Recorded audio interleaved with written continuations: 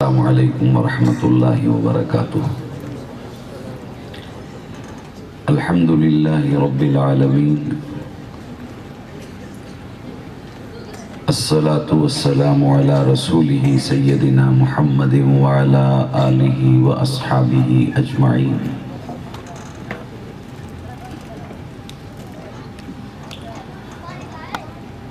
ہر قسم کی حمد و ستائش، تمام قسم کی تعریفوں کے لائق وہی یک اللہ پاک کی ذات ہے جو ہم سب کا پیدا کرنے والا اور پالنے والا ہے، ساری کائنات کا خالق حقیقی اور ہر ذرے کا مالک و مختار ہے، جو چاہتا ہے وہ کرتا ہے،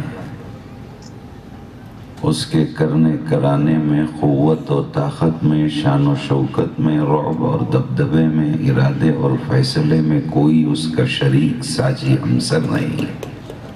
وہ تنہا ہے، ایک ہے، ایکتا ہے، ہمیشہ سے ہے اور ہمیشہ رہے گا۔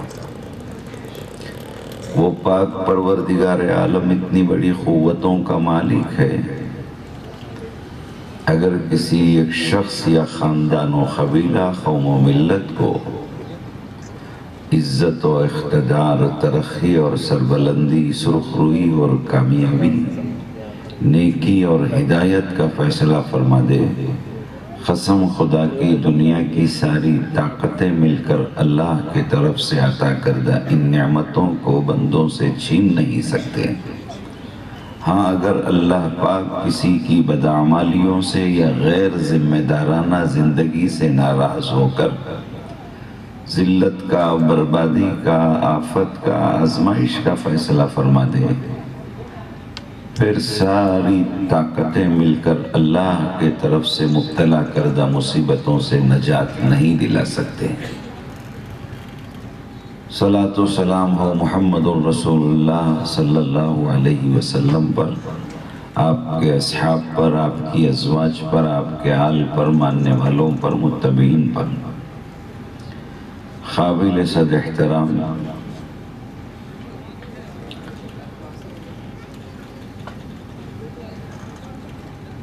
فخر العلماء کہا جائے تو بیجا نہیں۔ فخر العلماء حضرت مولانا غیاث احمد صاحب رشادی مدظ اللہ العلی، محب محترم مولانا خواجہ محی الدین صاحب مدظ اللہ، جی تو چاہتا ہے کہ اسٹیج پر تشریف فرما، بلکہ مجمع میں موجود تمام وارثین انبیاء کرام علیہم السلام کا نام عظمت و ادب کے ساتھ لوں، وقت کی تندامانی اور اپنی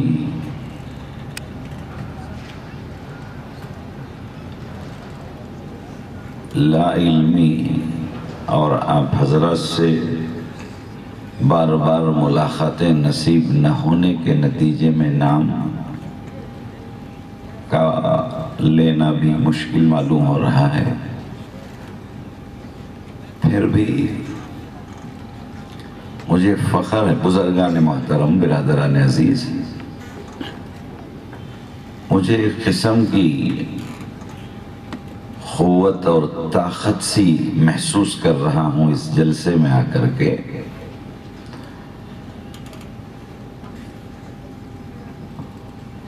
عموماً ایک ذہن ہے،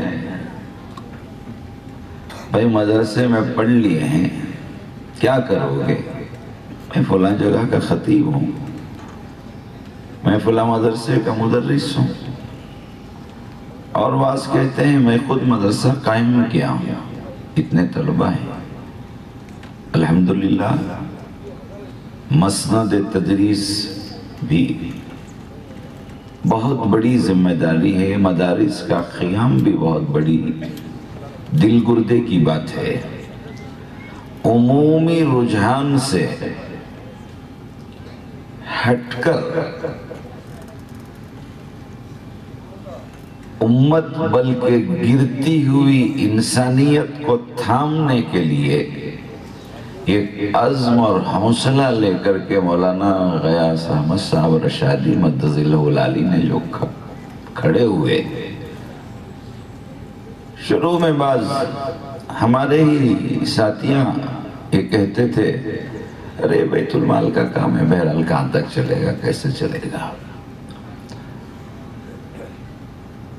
عزم، ارادے، حوصلے اگر اونچے ہیں، پچھڑے ہوئے طبقوں کو کسی نہ کسی حد تک سہارا دینا یہ میرا کام، میرا عزم ہے، یہ سوچ کر ارادے اونچے لے کر کے جب انسان اٹھتا ہے. جیسا کہ علامہ اقبال نے کہا ہو میرا کام غریبوں کی حمایت کرنا، ہو میرا کام غریبوں کی حمایت کرنا، درد مندوں سے ضعیفوں سے محبت کرنا. یہ شوق، یہ ارادہ، یہ خدمت کا ایک نیا جذبہ اس لیے کہہ رہا ہوں جیسا کہ ابھی بلاری کے عالم دین نے آپ کے سامنے کارگزاری پیش فرماتے ہوئے ارشاد فرمایا ارے یہ وہ کام ہے، فلاں کر رہے ہیں. لوگ بس اوقات کہتے ہیں، حقیقت میں کام ہمارا تھا، ہم نے چھوڑ دیا تو دوسروں نے اسے اٹھا لیا، اور اتنے انداز سے اٹھایا، اتنی ترتیب، اتنے ڈھنگ اور اتنے مال کے ساتھ اٹھایا کہ آج سارے عالم نے اسی لائن کو رکھ کر کے وہ لوگ عوام کے اندر گھسنے کی کوشش بھی کر رہے ہیں اور کامیاب بھی ہو رہے ہیں. خیر، دین حق نہیں ہے، اللہ تعالیٰ وہ سربلندی نہیں عطا کرے گا، چونکہ اس دین کو، دین محمد صلی اللہ علیہ وسلم کو اللہ تبارک و تعالیٰ نے پسند فرما لیا قیامت تک کے لیے. یقیناً یہ دین اپنے شان بان کے ساتھ باقی رہے گا. صرف اس کے تقاضوں کو سمجھ کر، اس کے زاویوں کو سمجھ کر، ہر لائن میں کام کرنے والے امت کے افراد اگر کھڑے ہو جائیں گے. آج یہ جو منظر ہم دیکھ رہے ہیں میرے دوستو، ہر شہر کے اندر یہ منظر دیکھا جا سکتا ہے. یہ اقوام دوسرے ضرور متوجہ ہوں گے ہمارے طرف، چونکہ ہمارے نبی کی تعلیمات میں انسانی خدمت اور انسانی اہمیت کا جو مرتبہ بتلایا گیا. ارے انسان تو خیر انسان ہے، اشرف المخلوق ہے. میں مبارکبادی دیتا ہوں کہ یہ گرتی ہوئی انسانیت کو تھامنے کا کام یہ علماء، یہ ذمہ دار حضرات لے کر کے کھڑے ہیں. رائے گا نہیں جائے گا. امام ابن حجر اسقلانی رحمت اللہ علیہ کا وصال ہوتا ہے. ہاں، حدیث کے امام ہیں. کسی نے خواب میں دیکھا، ہمارے اکابر نے اس واقعے کو لکھا ہے. خواب میں دیکھا بہت خوش صاف ستھرے کپڑے، نورانی چہرہ. دیکھنے والے نے پوچھا کہ الحمدللہ حضرت، ایسا لگتا ہے کہ آپ کی مغفرت ہو گئی. حضرت نے فرمایا فضل اللہ کا، جی اللہ خوش ہوا. دیکھنے والے وہ بھی عالم تھے، انہوں نے کہا کہ حضرت آپ سے خوش نہیں ہوگا تو پھر کس سے خوش ہوگا؟ آپ اتنے بڑے حدیث کے امام ہیں، آپ اتنی بڑی بڑی کتابیں لکھے ہیں اور ایسا سرمایہ چھوڑا ہے پچھلوں کے لیے جو ان کی زندگیوں کو تبدیل کرنے کا سبب، علماء کے لیے حجت اور دلیل ہے آپ کی تحقیق. اگر آپ کی مغفرت نہیں ہوئی، آپ کو دیکھ کر کے اللہ اگر خوش نہیں ہوا تو پھر کسے دیکھ کر کے خوش ہوگا؟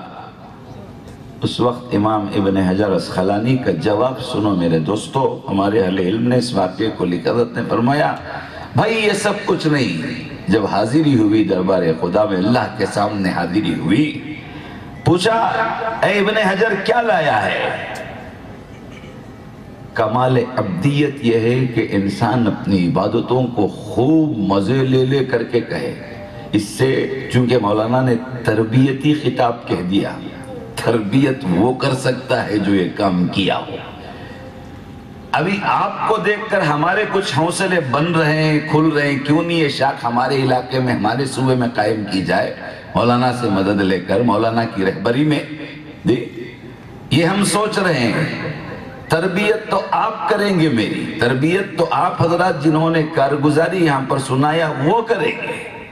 تربیتی بات کا میں بالکل اہل نہیں ہوں، ترغیبی بات البتہ کر سکتا ہوں، وہ بھی اپنے بزرگوں کی کچھ چیزوں کو آپ کے سامنے نقل کر سکتا ہوں۔ تو ابن حجر مکمال عبدیت یہ ہے کہ انسان اپنی محنت کو، اپنی عبادت کو، اپنی ریاضت کو، اپنے علم کو، اپنی تحقیق کو اپنے بڑے کے سامنے جتائے جیسے بولنا، جتائے جیسے بولنا، یہ بھی ادب کے خلاف ہے، یہ بھی ادب کے خلاف ہے۔ ابھی میں ابن حجر والی بات کو پوری کروں گا۔ یہ ایک ٹیم ورک ہے، مولانا نے کام شروع کیا، دیکھتے ہی دیکھتے قافلہ بنتا ہوا چلا، 9 ریاستوں میں یہ کام پھیل گیا۔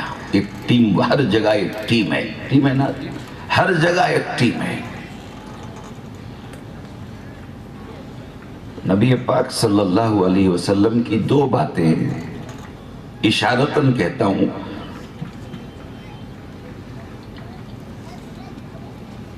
ہجرت کا موقع ہے، غار ثور میں آپ ہیں، بڑے مطمئن ہیں۔ ساتھ کون ہیں؟ سیدنا صدیق اکبر رضی اللہ تعالیٰ عنہ ہیں۔ اتنے مطمئن ہیں اللہ کے نبی صلی اللہ علیہ وسلم، دشمن کے قدم نظر آ رہے ہیں، آہٹیں محسوس ہو رہے ہیں، وہ پیچھا کرنے والے پیچھا کر رہے ہیں، اور 100 اونٹوں کا انعام رکھا گیا، اس سے بڑھ کر کے انعام رکھا گیا، لیکن نبی پاک صلی اللہ علیہ وسلم کے چہرے انور پر پریشانی نہیں، بشاشت، پرسکون، اتنا سکون کہ حضرت ابو بکر صدیق رضی اللہ تعالیٰ عنہ کے گود میں آپ سو گئے، اپنا سر مبارک رکھ کر کے سو گئے۔ بڑی بے چینی کے ساتھ سیدنا صدیق اکبر ہے، پتہ نہیں کون آ جائے، کیا آ جائے۔ بعضوں نے لکھا ہے کہ غار کے اندر سے دشمن جو تلاش کرتے ہوئے آئے، ان کے قدموں کو بھی دیکھا سیدنا صدیق اکبر نے۔ بے چینی کے عالم میں نبی پاک صلی اللہ علیہ وسلم کو آنکھ لگنے سے پہلے کہا کہ یا رسول اللہ، اللہ کے نبی نے فرمایا لا تحزن ان اللہ معنا، ڈرو نہیں، اللہ ہمارے ساتھ ہے۔ اور اتنا اطمینان کہ آپ سو گئے۔ یہ ایک بات ذہن میں رکھ لیجئے، بدر والی رات، صبح کو بدر کا موریکا پیش آنے والا ہے، بدر والی رات اللہ کے نبی صلی اللہ علیہ وسلم سوئے نہیں۔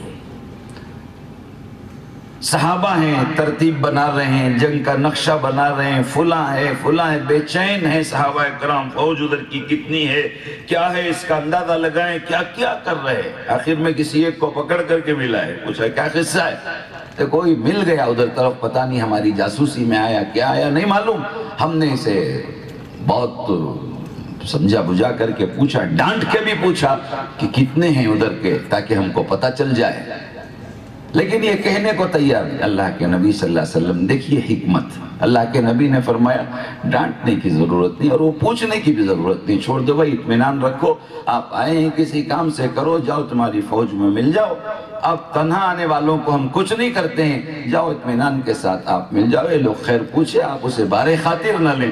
کھایا آپ نے؟ ہاں کھایا۔ پیٹ بھر کھاتے ہو؟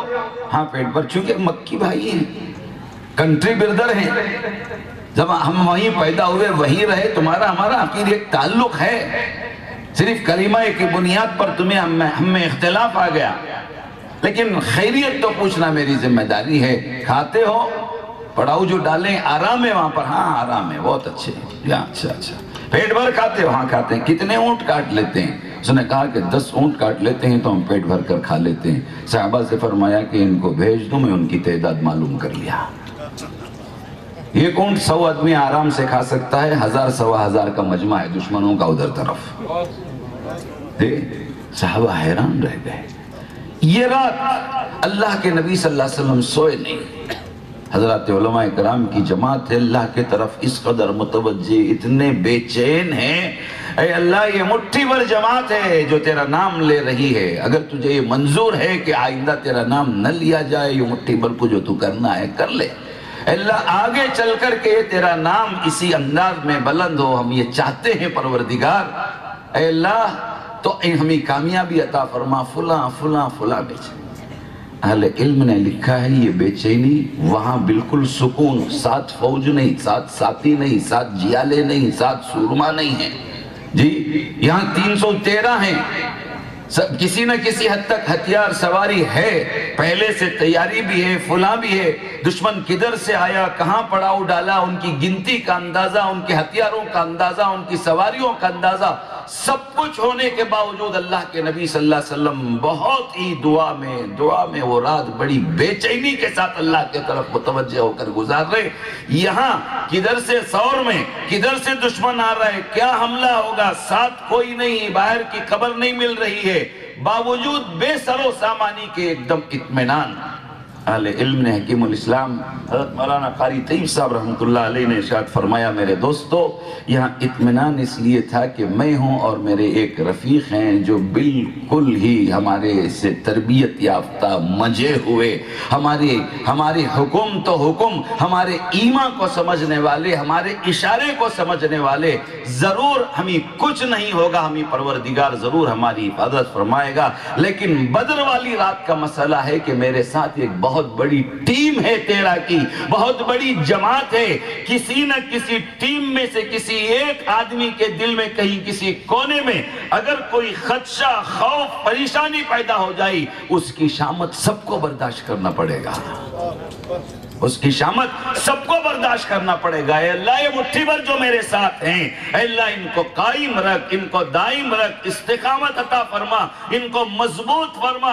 یا اللہ جیسے میرے اندر حوصلے ہیں وہ ان کے اندر تو منتقل فرما۔ یہ ٹیم ورک کے اندر میرے دوستو یہ پریشانی ہوتی ہے، کہیں کوئی ایک ساتھی بھی عدم اعتماد، کسی کے اعتراض سے اپنے آپ کو، ارے ٹھیک ہے فلاں، ہو سکتا ہے بڑا کروڑپتی اعتراض کر رہا ہوگا، بڑا عہدیدار اعتراض کر رہا ہوگا، اس کے اعتراض میں کوئی قوت نہیں ہے۔ یہ کام بعثت سے پہلے اللہ کے نبی علیہ السلام ایک کام کرنے والوں کو دیکھا تو ان کی تعریف کیا، ان کے مشوروں میں بیٹھے اور ان کے ساتھ کام کیا جی، تو بڑے ذوق کے ساتھ، بڑے شوق کے ساتھ یہ انسانی خدمت کا کام اور لوگوں کو اسراف سے بچانا، بیکار چیزوں کو کام میں لانے کی ترغیب دینا، کیا ڈھنگ ہے، کیا نرالا انداز ہے۔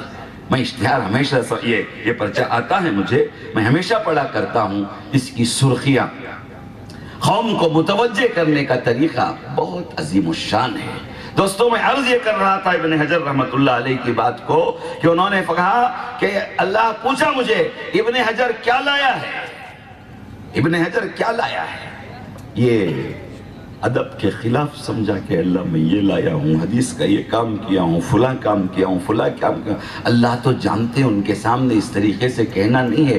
میں ادب کے ساتھ بالکل خاموش دربار خداوندی میں کھڑا رہا تو پھر ادھر طرف سے کہا گیا کہ ابن حجر کیا لایا کیا نہیں لایا، وہ بات کی بات ہے، تیری ایک نیکی ہمارے پاس محفوظ ہے، تیری ایک نیکی ہمارے پاس محفوظ ہے، اس نیکی کے بدل ہم تجھے آخرت اچھی کر دینا چاہتے ہیں۔ ابن حجر کے کان کھڑے ہو گئے کہ اللہ اب کیا حدیث کا ذکر ہوگا یا کوئی وعظ کا ذکر ہوگا یا کوئی اور تحقیق کا ذکر ہوگا، کیا ہوگا؟ تو ادھر طرف سے آ رہا ہے جواب، اللہ کے طرف سے کہا جائے ابن حجر ایک مرتبہ تم دوات میں قلم کو ڈبوئے، دوات میں سیاہی کی گھڑی میں تم نے قلم کو ڈبویا، لکھنے ہی والے تھے، آپ کو کوئی کام آ گیا یا کوئی ضرورت پیش آ گئی، آپ نے قلم کو باہر رکھا اور گئے اپنی ضرورت کو پورا کرنے کے لیے، 2 منٹ میں اپنی ضرورت پورا کیے، آئے قلم اٹھا کر کے آپ لکھنا چاہے، قلم گیلا تھا، دوات میں بھگائے ہوئے تھے، لیکن آپ کا قلم گیلا تھا، آپ نے دیکھا کہ اس گیلے قلم پر ایک مکھی بیٹھ کر کے اس سیاہی کو چوس رہی ہے،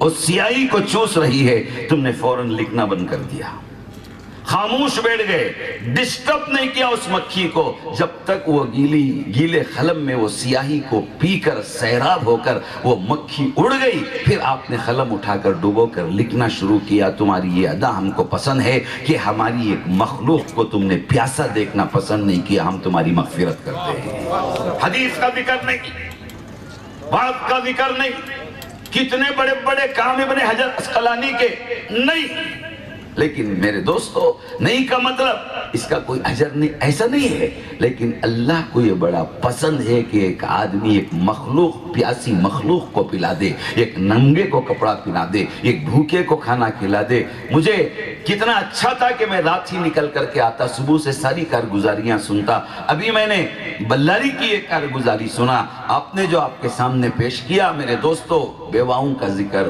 فلاں فلاں فلاں، یہ اصل یہی خدمت ہے جس سے میرے اللہ کے نبی صلی اللہ علیہ وسلم نبوت حاصل کرتے ہی، نبوت دیتے ہی، اللہ کے نبی کی بعثت کے بعد جو آپ نے مکے کے اندر جو طریقہ کار شروع کیا، یہی انسانی خدمت۔ نماز کا حکم بہت بعد میں، روزے کا حکم بہت بعد میں، مشہور واقعات ہیں، ہم نے اسے سنا، اس سے سبق نہیں لیا۔ تعلیم ہے ہمارے لیے نبی پاک صلی اللہ علیہ وسلم کی سیرت کہ ایک بڑھیا کا وزن اپنے سر پہ لے کر کے گئے اور راستے میں کہتے ہوئے جا رہی کہ محمد نام کا کوئی آ رہا ہے، آ گیا ہے، وہ اب دین کو بدلا دیتا ہے، ہمارے طریقوں کو بدلا دیتا ہے۔ اس سے میں ڈر کر کے گھر خالی کر لی ہوں، میں شہر سے باہر جا ایک مقام پر گئی، وہاں رکھنے کے بعد کہا کہ اچھا بیٹے لو مزدوری لے لو۔ کہا کہ نہیں مزدوری نہیں۔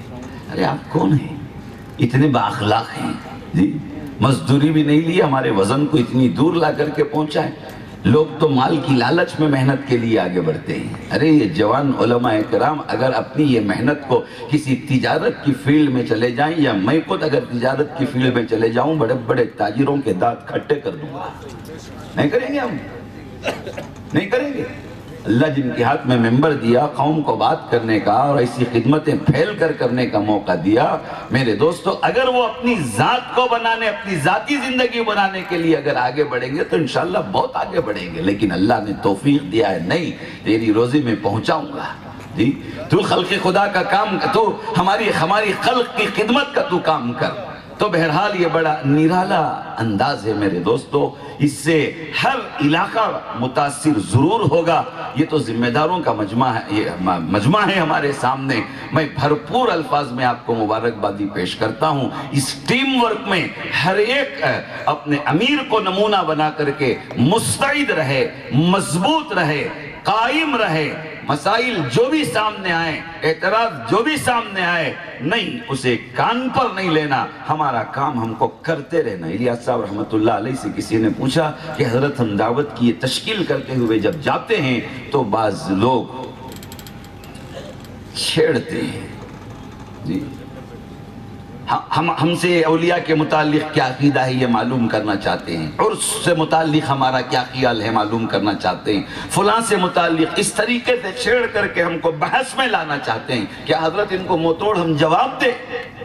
حضرت الیاس صاحب رحمت اللہ علیہ نے جواب میں فرمایا اپنے ساتھیوں کو، سامنے والا جو بھی سوال کرے، سامنے والا جو بھی اعتراض کرے، تم صرف دعوت کی بات کرتے رہو، تم صرف دعوت کی بات، الجھنا نہیں۔ فرمایا سامنے والا جتنا بھی اعتراض کرتا چلے تم اس کے اعتراض کا جواب نہیں دینا جی۔ وہ اولیاء کے بارے میں پوچھے، آپ اسے جلدی تسلی کرنے کے لیے ہاں ہم اولیاء کو مانتے ہیں، نہیں، ضرور ہم مانتے ہیں، اسے مطمئن کرنے کی ضرورت نہیں، وہ اس سے آگے اور پوچھے گا، اس سے آگے اور کسی اور کے طرف، پھر لوگوں میں کنفرم کرنے کی کوشش کرے گا کہ یہ عقیدے والے ہیں، یہ طریقے والے۔ وہ بزرگ، وہ داعی حق نے تربیت کیا، اپنے ساتھیوں کو بتایا سامنے والا جو بھی بولے تم صرف دعوت کی بات کرتے رہو، تم صرف دعوت کی بات کرتے رہو، اس نہج پر تم قائم رہو۔ ایک وقت آئے گا کہ یہ جماعتیں ملکوں میں پھیل کر کے کام کریں گی۔ کیا آیا نہیں وہ وقت؟ کتنا کش تھا، کتنی دوربی نگاہیں تھی، اور کیا تربیت کا انداز تھا۔ آج تک الحمدللہ دعوت و تبلیغ میں لوگ برابر اس کام پر ہیں، اگر کوئی نہیں جانے ہی یہ کات وہ بھی کہیں الجھے نہیں جی۔ دعوت کو ایک عنوان، دعوت کو ایک سمت بنا کر اور ایک کو ایک سمت بنا کر بحث میں نہ جائیں۔ ہمارے پاس ادب ہوگا، عظمت ہوگی، احترام ہوگا، عقیدت ہوگی، خدمت ہوگی، کرتے چلیں اپنا کام، کرتے چلیں انشاءاللہ یہ کام۔ ابھی مولانا نے فرمایا کہ 9 ریاستوں میں پھیلا ہے، مجھے امید ہے کہ بہت جلد یہ 9 ملکوں میں پھیلے گا انشاءاللہ۔ تو بزرگان محترم بس اب میں واقعی ڈھل بھی گیا تھا، لیکن یہ آنے کے بعد ایک نئی توانائی، ایک طاقت محسوس ہوئی، لیکن ندامت ہے کہ کارگزاری مجھے سننا چاہیے تھا۔ انشاءاللہ اس کے بعد کی مجلسوں میں بھی تھوڑے آرام کے بعد میں ضرور حاضر ہوں گا۔ اللہ تعالیٰ اس ادارے کو دن دونی رات چوگنی ترقی عطا فرمائے، ہر شہر ہر خریے کے اندر یہ ادارہ قائم ہو، مولانا کی قیادت کو اللہ تعالیٰ قبول فرمائے، اور اس ٹیم میں اطاعت اور فرما برداری، ایثار اور قربانی کا جذبہ اللہ تعالیٰ بہت ہی زیادہ عطا فرمائے، اور ہر ایک کی سن کر اللہ کے لیے ہم کو کام کرنے کے اللہ توفیق عطا فرمائے۔ وآخر دعوانا الحمدللہ رب العالمین۔